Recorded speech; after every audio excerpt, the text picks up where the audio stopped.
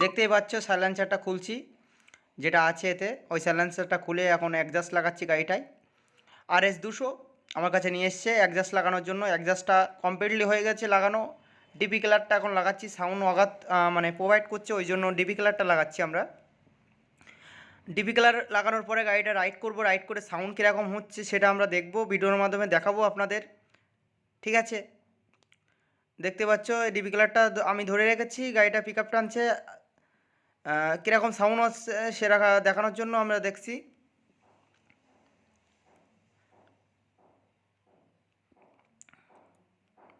গাড়িটা অনেক দূর থেকে এসছে আমার কাছে, গাড়িটার ডিপি কালার লাগানোর জন্য এসেছিলো আমার কাছে আগে একবার। সাইলেন্সারটা আমরা অর্ডার দিয়ে নিয়ে এসেছিলাম, অনলাইন থেকে নিয়েছি। সাইলেন্সারটা মানে সাউন্ড করছিল আর কি, ওর জন্য আমরা ডিপি কালারটা লাগিয়ে চেক করছিলাম যে সাউন্ডটা কীরকম আসছে প্রপারলি, তার জন্য।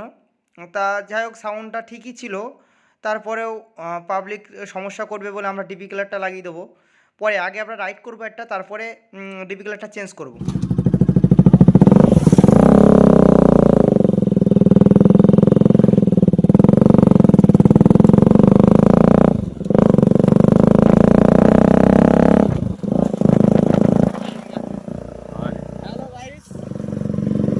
गाइस एग्जॉस्ट लग चुका है पूरी तरह से,